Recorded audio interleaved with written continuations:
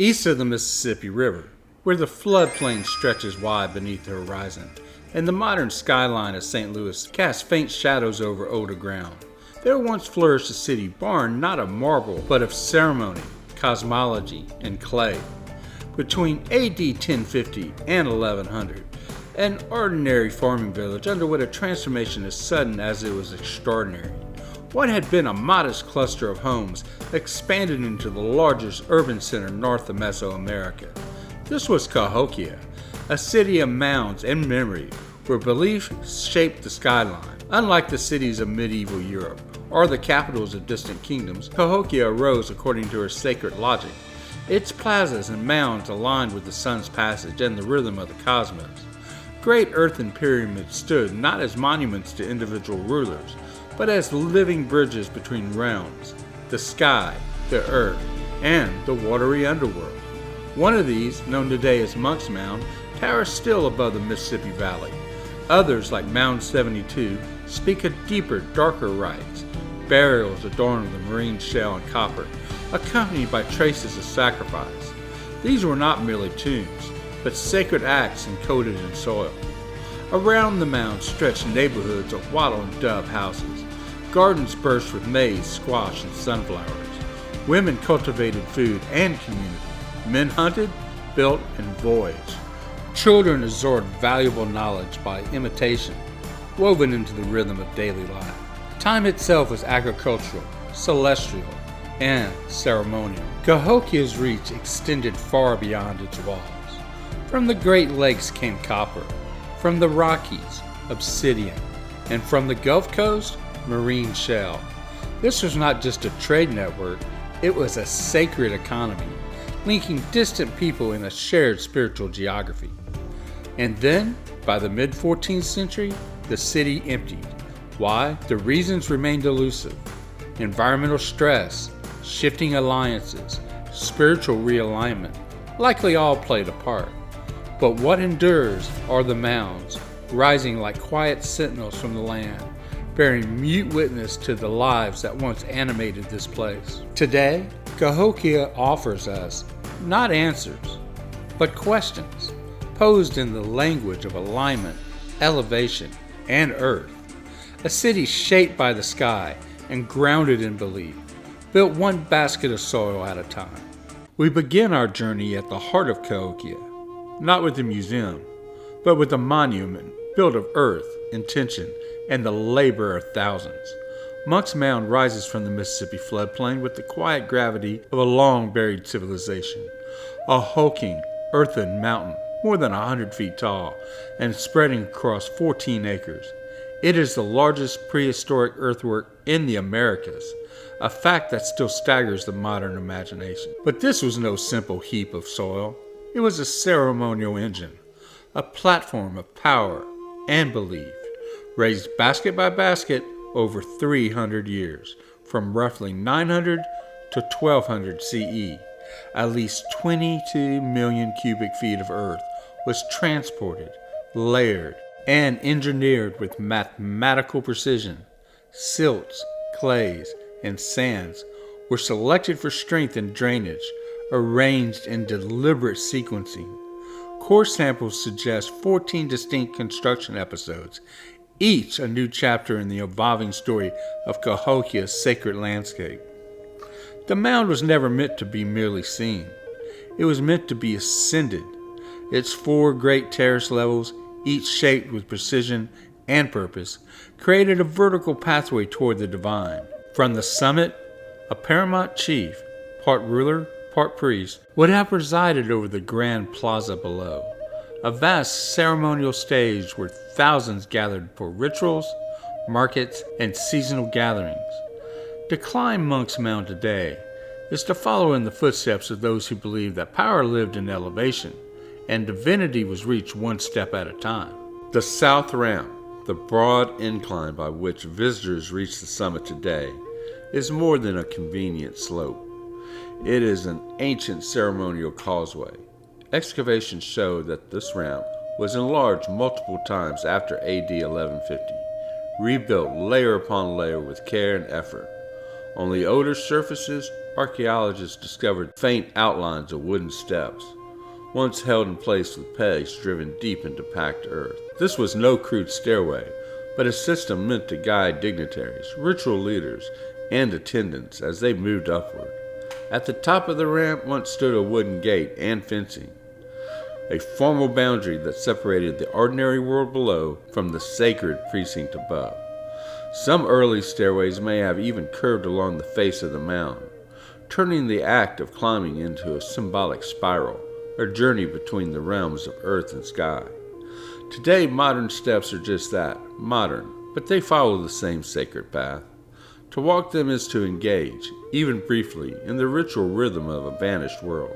The first terrace, visible as a broad, shelf-like platform midway up the south face of the mound, is a place of fire, rebuilding, and return.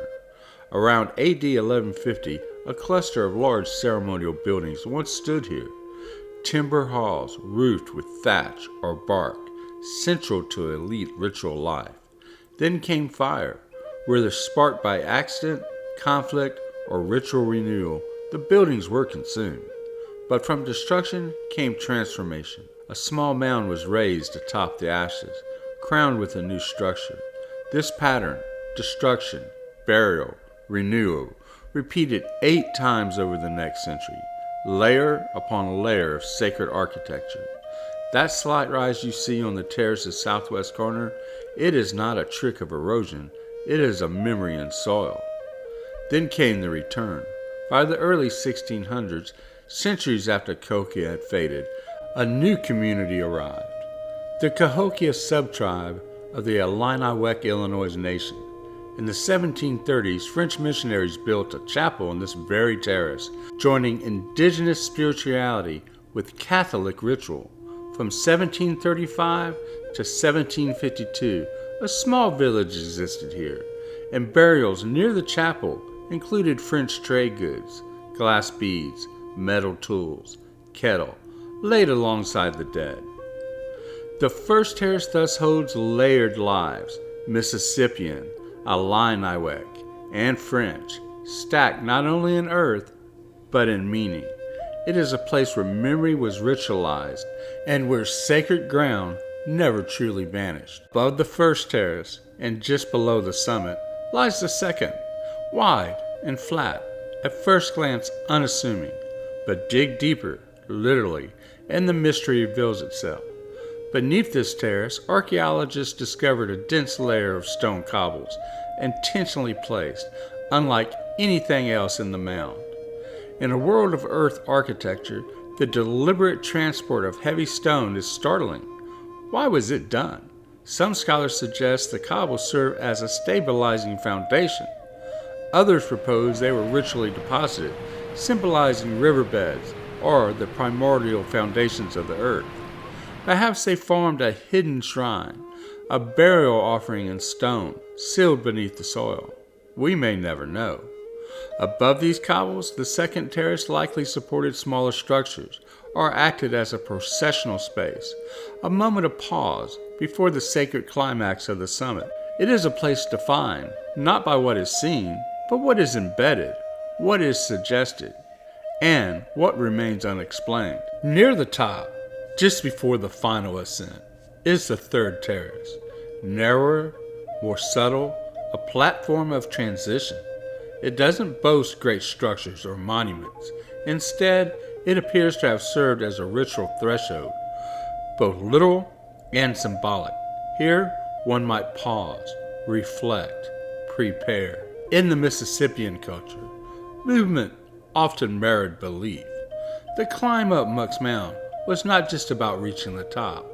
It was about becoming worthy of it. The third terrace reminds us that the sacred is often encountered in passage, not only in destination. It is a quiet place, but an essential one. At the summit, where the air clears and the horizon unfolds, lies the fourth terrace, the crown of Monks Mound. Here stood the largest known structure in Cahokia, a grand rectangular building measuring 104 by 48 feet, likely rising nearly 40 feet high. This was no ordinary structure. This was a temple palace, the ceremonial heart of the city. It stood within a fenced courtyard, its boundaries marked by timber and perhaps pigments, its front flanked by a single great post, possibly a solar marker or a ritual axis between heaven and earth. From this place, the paramount chief governed, presided over ceremonies, and embodied a sacred role. His voice may have echoed across the great plaza. His presence may have represented a cosmic balance. Later, the structure was carefully dismantled. Several feet of clean soil was placed atop it, a burial of the sacred, perhaps to seal its power. A massive landslide on the west side of the mound took part of the terrace with it, leaving a scar still visible today. Yet the summit, it remains, grassy, windswept, quiet. It is easy to forget that this was once the center of a world. In 1971, on the east side of Monks Mound, archaeologists uncovered a carved sandstone tablet unlike anything else at Cahokia. On one side, a falcon dancer, arms raised, wings outstretched, face hidden behind a beak mask. He is poised in motion, embodying the bird, skyborn, fierce, sacred. On the reverse, a crossed hatch pattern, interpreted as snakeskin, a symbol of the underworld. Bird and serpent, sky and earth, spirit and matter. This Birdman tablet is more than a decoration. It is a manifestation in stone, a glimpse into a worldview where ritual dancers could become divine, where humans might mediate between cosmic realms, small in size, powerful in meaning. It is one of the most profound artistic survivors of a people who left no written language, but spoke eloquently in image. Most scholars believe that the people we call the Cahokians spoke a language from the Siouan family, likely an ancestral form of what we now call the Dogean languages, spoken by the modern Osage, Omaha, Ponca, Quapaw, and Kansa. Oral traditions among these groups speak of migrations from a great city along the Mississippi, a place of mounds and memories that bear uncanny resemblance to Cahokia. Archaeological evidence, burial patterns, ceremonial structures, and material culture reinforce their ancestral connection, suggesting a cultural continuity stretching across centuries and river valleys. But Cahokia was no provincial village. It was a crossroads. Pilgrims and traders likely arrived speaking a multitude of languages: Algonquin, Iroquoian, Caddoan, Muskegon, languages carried in from distant woodlands and prairie horizons. The plazas may have hummed with multilingual exchange, yet the dominant voice, the language of the builders, of the priests, of those who shaped the mounds, was almost certainly a now lost dialect related to Proto-Dogean. Today, we can only approximate how they might have named their world. While there is no single Dogean term for place of the people, reconstruction phrases such as Nikarshia Uthanga, where the people dwell, offer a glimpse into how they may have seen their cities.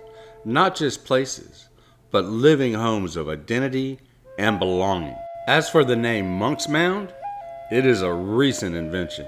In the early 1800s, French Trappist monks briefly settled near the Great Mound's base, planting gardens and tending fruit trees upon its terrace. They could not have known they were walking atop a sacred platform where 1,000 years earlier, priests traced cosmic alignments and packed earth and firelight.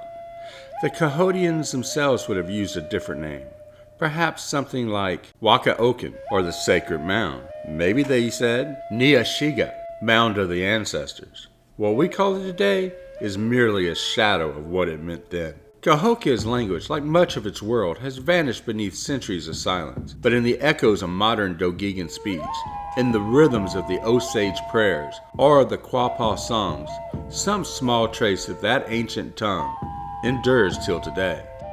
The average Cahokian family lived in modest, earth-toned homes that reflected both function and tradition. Structurally born on timber, mud, and labor, shaped to the rhythms of seasonal life. These were not grand temples or elite platforms, but small, domestic spaces clustered in neighborhoods that spread like ripples from the city's ceremonial core. Most commoners lived just beyond the Grand Plaza, arranged in tiny rows or loose circles around courtyards and communal work areas. These districts extended outward for miles, dotting the floodplains with hundreds, possibly thousands of homes. Each house followed a fairly consistent design, rectangular with rounded corners and built using the wattle and dub method. Walls were formed by weaving slender branches or cane, wattle, between upright wooden posts, then daubed with a thick coating of wet clay, often mixed with grass or straw, to bind it. Roofs were steeply pitched and thatched with prairie grasses, tied tightly to wooden rafters. Many homes were partially sunken into the earth, their floors dug a foot or more below ground level for insulation against heat and cold. Entrances faced southeast, likely a cultural preference tied to the rising sun. Inside, space was limited but organized. A central fire hearth offered warmth, light, and a place to cook. Raised sleeping platforms may have lined the walls, and storage pits were often dug directly into the floor. Large pottery jars held food and water. The households averaged 5 to 7 people, a nuclear or extended family, possibly including grandparents or unmarried siblings. In denser areas near the center, houses stood closer together in rows. Farther out, families occupied small compounds with gardens, granaries, and auxiliary structures like drying racks or sweat lodges. Though humble in scale, these homes formed the living spine of Cahokia.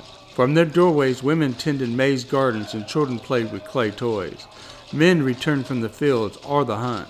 Stories were told, fires tended, and generations passed beneath that thatched rooftop. Each house a quiet testament to the hands that shaped it and the city that helped sustain it. At Cahokia, pottery was more than craft. It was essential to both daily life and ritual. From neighborhoods near Monks Mound to distant farmsteads, clay vessels were everywhere, used by all and made by many. Some pieces, shaped with care and sacred intent, served the dead or divine. Cahokia ceramics stand out for their shell tempering, crushed mussel shell mixed with clay to create lighter, stronger vessels. These took the form of wide jars, open bowls, and thin-walled beakers, some plain, others adorned with incense lines, animal effigies, or cosmic symbols like birds or swirling crosses. Made by hand from local clay, pots were coiled, thinned with paddle and anvil, and often smoothed or decorated. Fired in open-air pits, their colors shifted with the fire. Found in homes, feasting debris, and graves, Cahokia's pottery reveals a world of mills, ceramics, and belief. Every vessel a window into the lives that shaped it. At the foot of Monks Mound, the Grand Plaza Cahokia stretches like an open plain. Broad, flat, and sacred, it's not an empty field, but a stage upon which belief takes form. Here, between the sky and the soil, the people gathered. They came by the hundreds, perhaps thousands, assembling in rhythmic waves from the surrounding neighborhoods. Mothers with infants swaddled against their backs, traders bearing smoked fish and red-dyed cloth, warriors in fox-pelt cloaks, and elders whose eyes held the memory of 100 solstices. At the center of it all was movement, ritualized, patterned, intentional. Dancers formed circles around fire pits, their feet stamping in cadence with the beat of a high drum. Shell beads shimmered with each step. Painted bodies became living symbols. Serpents, birds, the sun itself, spinning meaning into motion. This was not entertainment. It was devotion. The world turned with their bodies. Just beyond the dancers, in a well-trodden strip of earth near the edge of the plaza, a different kind of ceremony unfolded. The chunky game. 2 men stood still as stones, muscles tight, eyes locked. A heavy stone disc, smooth, round, and sacred, sat poised in one calloused hand. With a sudden cry, the disc was sent rolling across the dust. Silence fell. Then, with cries from the crowd, the men hurled their spears, aiming not at the stone itself, but at the future it represented. Chunky was more than sport. It was prophecy. Each cast was a question to the cosmos. Who will succeed? Who will fail? Where does power lie? The disc rolled, the answer followed. To an outsider, it may have looked like chaos, but to Cahokians, the plaza pulsed with order. The plaza was the city's lungs, its stage, its compass, a space engineered not only in soil, but in spirit. It was aligned with the stars, anchored by the mound, and animated by bodies in motion and minds in belief. Long before the Spanish carved maps of the French raised flags, here on this vast plain, a civilization found rhythm in dust and sky. Through dance, through game, through collective breath, they remembered who they were. Just to the east of Monks Mound, Mound 36 rises modestly at 10 feet tall, yet it plays a vital role in the ceremonial heart of Cahokia.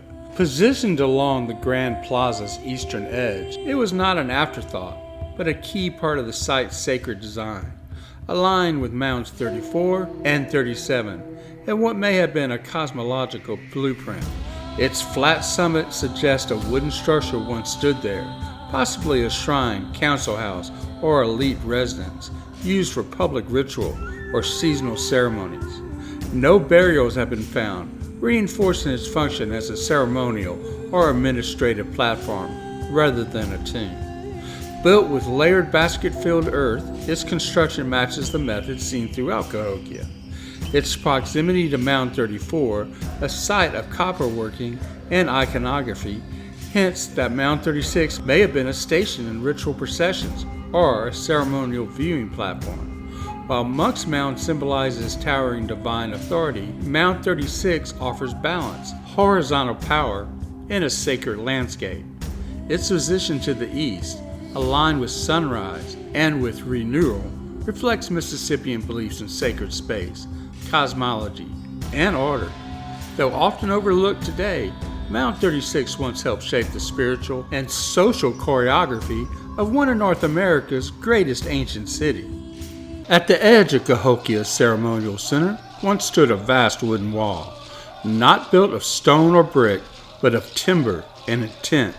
This was the stockade, a sweeping palisade that encircled Monks Mound, the Grand Plaza, and other sacred structures like a belt of power and purpose. Far more than a fence, it stretched nearly 2 miles, built and rebuilt at least 4 times between AD 1100 and 1250. Tall wooden posts were set deep in trenches dug through packed clay, reinforced and crowned with watchtowers, where centuries likely kept order. The stockade marked a boundary between sacred and mundane, elite and common, cosmic and civic. Passing through its 4 great gates meant stepping into a world arranged to mirror the heavens.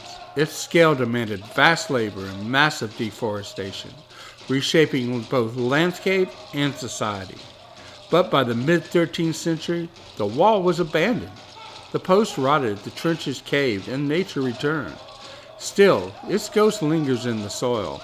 Post holes, charcoal, and loam trace its vanished art. Today, modern reconstructions echo its former grandeur, reminding us that Cahokia was not only spiritual, but political, a city of ceremony and control, shaped as much by belief as by boundary.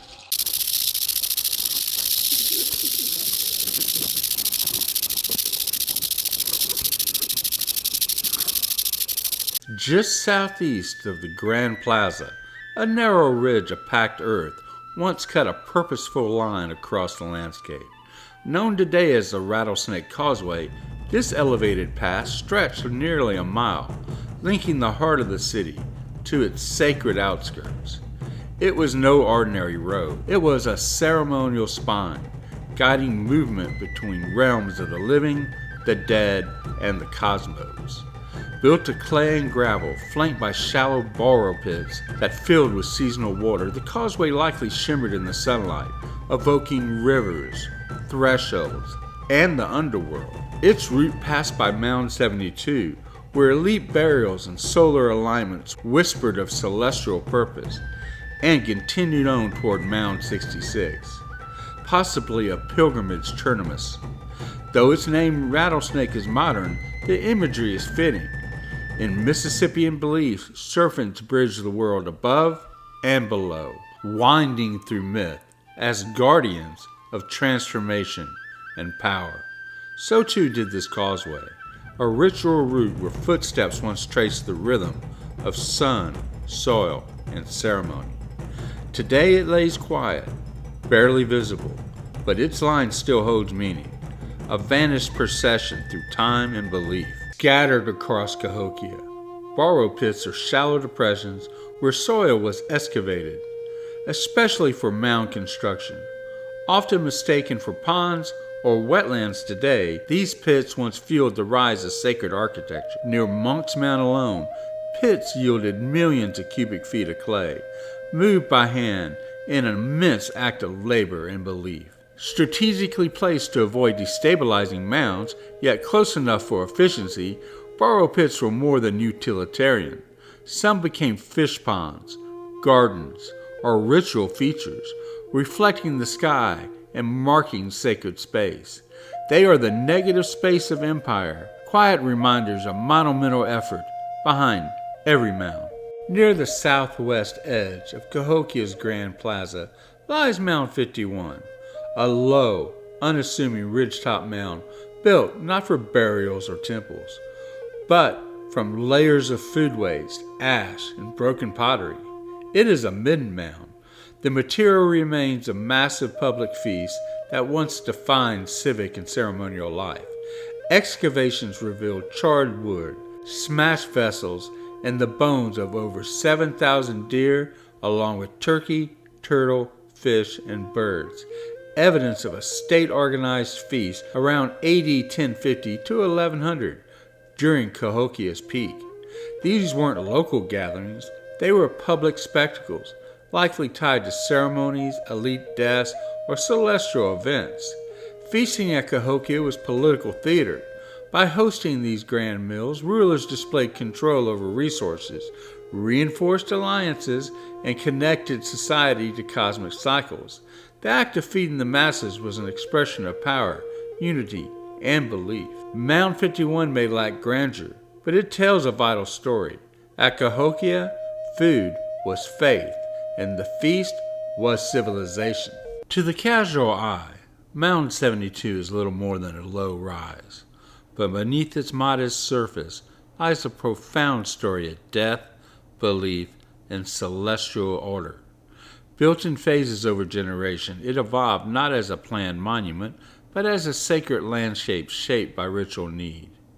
It must be stated that roughly 25 to 40% of ancient, complex societies practiced human sacrifice in one form or another. Several ancient European civilizations practiced human sacrifices in various forms, typically tied to warfare, funerary ritual, or religious offerings. These include the Celts, Greeks, Romans, Slavs, and Balts, the Germanic tribes, and of course the Vikings. But it still comes as something of a shock when beneath Mound 72 at Cahokia, archaeologists uncovered remains of dismembered bodies, decapitated men, and more than 50 young women buried deliberately, often violently, and always ceremonially.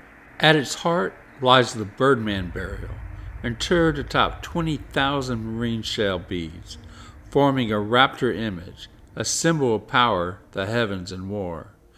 His grave goods, copper mica, exotic chert, spoke of far-flung influence and divine rule. His tomb was aligned with the summer solstice sunrise, fusing death with cosmic time. The construction of Mound 72 paralleled Cahokia's dramatic rise. The leveling of the Grand Plaza, the doubling of Monks Mound, and a wooden palisade erected around the ceremonial core. This was no coincidence. Mound 72 helped inaugurate a new era of political and spiritual order. Across decades, it remained a stage for ritual drama. Graves of sacrificed women, execution-style burials in the plaza, and burned human bones at Woodhenge all point to a city where ceremonial death shaped public life. No other Mississippian site matches its scale or complexity, though echoes appear elsewhere.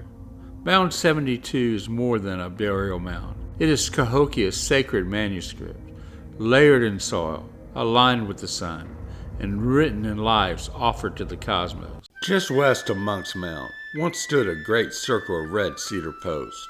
Woodhenge, Cahokia's solar calendar. Unlike its stone namesake in England, this was a Native American creation, rooted in soil and sky, where time, ceremony, and power converge.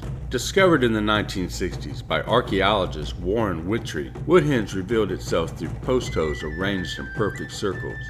At least 5 versions were built over time, with Woodhenge 3, the largest, in use around AD 1100. It had 48 posts and spanned 410 feet.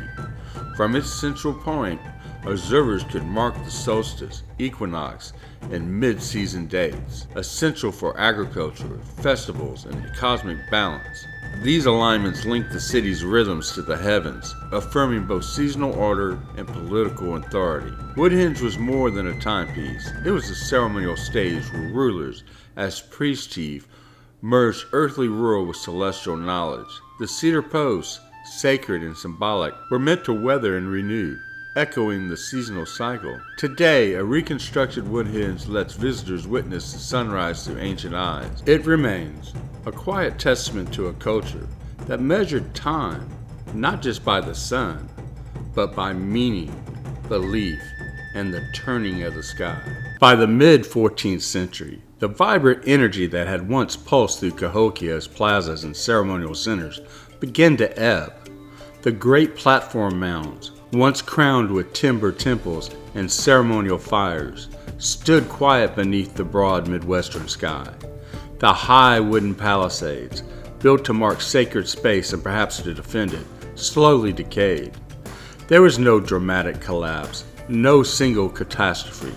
Instead, Cahokia's decline came gradually, shaped by a complex web of environmental, social, and spiritual forces. It was, in many ways, the slow retreat of a civilization from the monumental scale it had once commanded. Archaeologists now believe that no single cause explains the city's fading. Deforestation and intensive agriculture may have exhausted local soils. Climatic fluctuations brought both flood and drought. Political alliances and religious systems that once united the community likely began to unravel. Perhaps most profoundly, there may have been a growing disillusionment with the great rituals and cosmological order that had once given Cahokia its spiritual cohesion. Like a tide receding from the shore, the people gradually dispersed. By 1350 CE, the central precincts of Cahokia were largely deserted. Yet this was not an end, but a transformation. The descendants of Cahokia's builders, ancestors of the Osage, Quapaw, and modern-day Illini tribes, did not vanish. They carried their stories with them, in oral traditions, seasonal migrations, and a remembered landscape. Later centuries would bring further upheaval, migration, conflict, and the arrival of European powers. But the cultural memory of Cahokia endured, a sacred thread running through the identities of indigenous nations still living today. For generations after its abandonment, the great mound stood silent. Fields were plowed across their terraces, trees rooted in their flanks.